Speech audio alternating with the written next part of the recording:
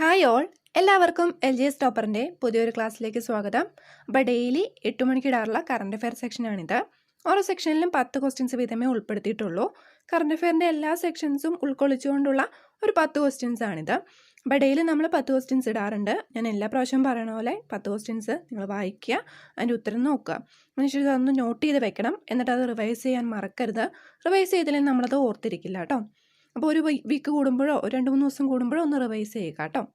അപ്പോൾ നമുക്ക് ഇന്നത്തെ കറണ്ട് അഫെയർ സെക്ഷനായിട്ട് പോവാം. അതിന് മുമ്പ് വീഡിയോ യൂസ്ഫുൾ ആയി തോന്നിയാൽ ഷെയർ ചെയ്യുക, ലൈക്ക് ചെയ്യുക. ചാനൽ ഇതുവരെ സബ്സ്ക്രൈബ് ചെയ്തില്ലെങ്കിൽ സബ്സ്ക്രൈബ് ചെയ്യുക. കൂടെ ബെല്ലൈക്കൺ പ്രസ് ചെയ്യുകയാണെങ്കിൽ ഇനി ഞാനിടുന്ന ക്ലാസ്സുകളുടെ നോട്ടിഫിക്കേഷൻ നിങ്ങൾക്ക് കിട്ടുന്നതായിരിക്കും. കേരള 10th ലെവൽ പ്രിലിമിനറി എക്സാമിന് വേണ്ടിയിട്ടുള്ള ക്ലാസ്സുകൾ നമ്മൾ ചെയ്യുന്നുണ്ട്. കാണാത്തവരാണെങ്കിൽ കാണുക കേട്ടോ. അതിനെപ്പറ്റിയുള്ള ഫീഡ്ബാക്കും അറിയിക്കാൻ മറക്കരുത്. അപ്പോൾ നമുക്ക് ഇന്നത്തെ ചോദ്യത്തിലേക്ക് പോവാം. ആദ്യത്തെ ചോദ്യം ഇതാണ്: 2 ഹെക്ടറിൽ താഴെ കൃഷിഭൂമിയുള്ള കർഷകർക്ക് ധനസഹായം നൽകുന്ന കേന്ദ്ര സർക്കാർ പദ്ധതി. 2 ഹെക്ടറിൽ താഴെ കൃഷിഭൂമിയുള്ള കർഷകർക്ക് ധനസഹായം നൽകുന്ന കേന്ദ്ര സർക്കാർ പദ്ധതിയാണ് പ്രധാൻ മന്ത്രി കിസാൻ സമ്മാൻ നിധി. എന്താണ് പ്രധാൻ മന്ത്രി കിസാൻ സമ്മാൻ നിധി? രണ്ടാമത്തെ ചോദ്യത്തിലേക്ക് പോവാം. ഉത്തർപ്രദേശിലെ ഫൈസാബാദ് ജില്ലയുടെ പുതിയ പേരെന്താണ്? ഉത്തർപ്രദേശിലെ ഫൈസാബാദ് ജില്ലയുടെ പുതിയ പേരെന്താണ്? ഉത്തരം അയോധ്യ. അപ്പോൾ ഫൈസാബാദ് ജില്ല ഇപ്പോൾ അറിയപ്പെടുന്നത് എങ്ങനെയാണ്? അയോധ്യ. മൂന്നാമത്തെ ചോദ്യം: ജലസംരക്ഷണത്തിനായി കേന്ദ്ര സർക്കാർ തുടങ്ങിയ പുതിയ പദ്ധതി. ജലശക്തി അഭിയാൻ.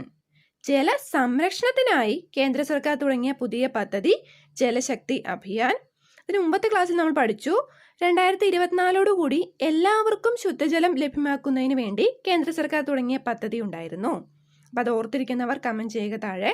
അപ്പോൾ നമ്മുടെ ഇപ്പോഴത്തെ ക്വസ്റ്റ്യൻ: ജലസംരക്ഷണത്തിനായി കേന്ദ്ര സർക്കാർ തുടങ്ങിയ പുതിയ പദ്ധതി ജലശക്തി അഭിയാൻ.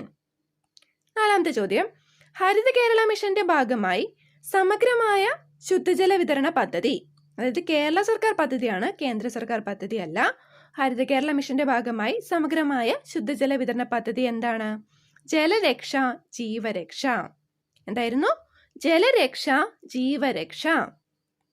അഞ്ചാമത്തെ ചോദ്യം: 8 രോഗങ്ങൾക്കെതിരെയുള്ള വാക്സിനേഷൻ പദ്ധതി ഏതാണ്? മിഷൻ ഇന്ദ്രധനുഷ് 2.0 ആണ് 8 രോഗങ്ങൾക്കെതിരെയുള്ള വാക്സിനേഷൻ. ആറാമത്തെ ചോദ്യം: ഔറംഗാബാദ് എയർപോർട്ടിന്റെ പുതിയ പേര്. ഔറംഗാബാദ് എയർപോർട്ട് ഇപ്പോൾ അറിയപ്പെടുന്നത് ഛത്രപതി ശിവജി മഹാരാജ എയർപോർട്ട് എന്നാണ്. അപ്പോൾ ഛത്രപതി ശിവജി മഹാരാജ എയർപോർട്ടിന്റെ പഴയ പേരെന്താണ്? ഔറംഗാബാദ് എയർപോർട്ട്. ഏഴാമത്തെ ചോദ്യം: 2019 ലോക പരിസ്ഥിതി ദിനത്തിന്റെ മുഖ്യ പ്രമേയം. എയർ പൊല്യൂഷൻ അല്ലെങ്കിൽ വായു മലിനീകരണം. 2019 ലോക പരിസ്ഥിതി ദിനത്തിന്റെ മുഖ്യ പ്രമേയം എയർ പൊല്യൂഷൻ അല്ലെങ്കിൽ വായു മലിനീകരണം. എട്ടാമത്തെ ചോദ്യം: പാലിൽ മായം ചേർത്തിട്ടുണ്ടോ എന്ന് പരിശോധിക്കാനായി പേപ്പർ സ്ട്രിപ്പ് വികസിപ്പിച്ചെടുത്തത് ഏത് സ്ഥാപനമാണ്? IIT മദ്രാസ്. പാലിൽ മായം ചേർത്തിട്ടുണ്ടോ എന്ന് പരിശോധിക്കാനായി പേപ്പർ സ്ട്രിപ്പ് വികസിപ്പിച്ചെടുത്ത സ്ഥാപനം IIT മദ്രാസ്. പ്രീവിയസ് ക്ലാസ്സിൽ നമ്മൾ പറഞ്ഞിരുന്നു, പാലിന്റെ പുതുമ കണ്ടുപിടിക്കുന്നതിന് ഒരു സംവിധാനം ഒരു സ്ഥാപനം കണ്ടുപിടിച്ചിട്ടുണ്ട്. അത് കണ്ടിട്ടുള്ളവരാണെങ്കിൽ ജസ്റ്റ് കമന്റ് ചെയ്യുക ഏത് സ്ഥാപനമാണെന്നുള്ളത്. ഓക്കെ. ഒമ്പതാമത്തെ ചോദ്യം: ദേശീയ പിന്നോക്ക വിഭാഗ കമ്മീഷൻ ചെയർമാൻ. നിലവിലെ ദേശീയ പിന്നോക്ക വിഭാഗ കമ്മീഷൻ ചെയർമാൻ ആരാണ്? ഭഗവാൻ ലാൽ സാഹ്നി. ഭഗവാൻ ലാൽ സാഹ്നി. പത്താമത്തെ ചോദ്യം: ISRO വിക്ഷേപിച്ച ഏറ്റവും ഭാരം കുറഞ്ഞ ഉപഗ്രഹം. കലാംസാറ്റ് വിക്ഷേപിച്ചത് 2019 ജനുവരി 24-നാണ്. ISRO വിക്ഷേപിച്ച ഏറ്റവും ഭാരം കുറഞ്ഞ ഉപഗ്രഹം ഏതാണ്? കലാംസാറ്റ്. വിക്ഷേപിച്ചത് എന്നാണ്? 2019 ജനുവരി 24-ന്. അപ്പോൾ 10 ക്വസ്റ്റ്യൻ ഉണ്ടായിരുന്നുള്ളൂ. 10 ക്വസ്റ്റ്യൻ കംപ്ലീറ്റ് ചെയ്തു. നിങ്ങൾക്ക് എല്ലാവർക്കും യൂസ്ഫുൾ ആയെന്ന് വിചാരിക്കുന്നു. യൂസ്ഫുൾ ആയി തോന്നിയാൽ ഫ്രണ്ട്സിന് ഷെയർ ചെയ്യുക, ലൈക്ക് ചെയ്യുക. താങ്ക്